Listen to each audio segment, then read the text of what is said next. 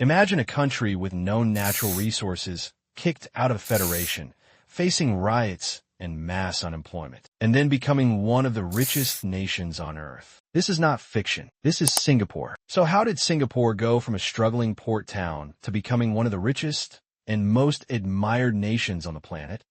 Was it brilliant leadership, ruthless discipline, or something else entirely? This is the incredible true story of how Singapore went from third world to first world in just one generation.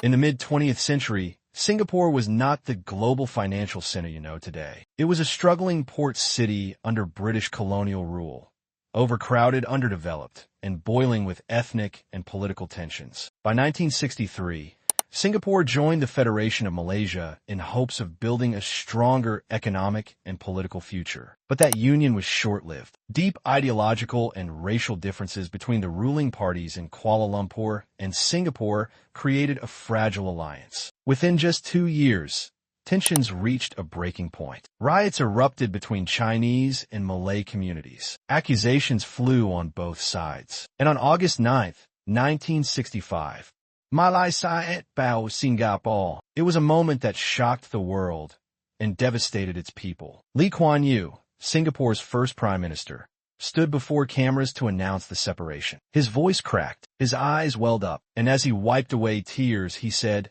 "For me, it is a moment of anguish, because all my life, I have believed in a merger of the two territories." But belief wasn't enough. Suddenly, Singapore was a nation, whether it was ready or not. And it wasn't. It had no army to defend itself, no economy to sustain itself, no natural resources to rely on. Even water, one of the most basic needs for survival, had to be imported from the country that just cut ties with them. Over 1/3 of its population was illiterate. The unemployment rate hovered around 14%, and over 70% of the population lived in slums or makeshift housing. Infrastructure was crumbling. There was no clear path forward, no roadmap, only survival instinct. Many foreign diplomats predicted Singapore would not last. Some thought it would be swallowed by its neighbors. Others believed it would fall into military dictatorship or civil war. But what no one expected was that this tiny island would become one of the most successful nations in the world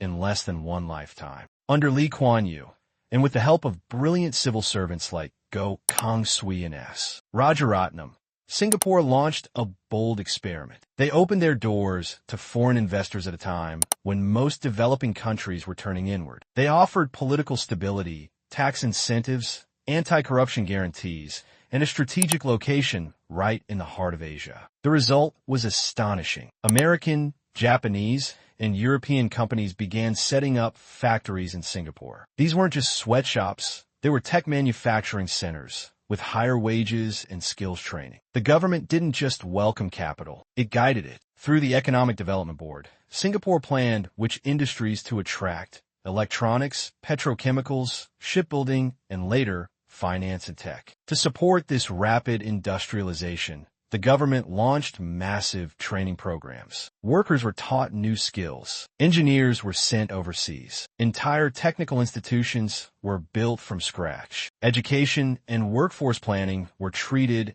as matters of national security. And while other nations battled corruption and political chaos, Singapore built a bureaucracy that was lean, efficient, and shockingly clean. Ministers were paid competitive salaries to reduce the temptation of bribery. Every dollar was accounted for. The strategy worked. Within just a decade, unemployment dropped dramatically. The country that once had no economy was now being studied by economists from Harvard and Oxford. Singapore had turned its crisis into opportunity. But this was only the beginning.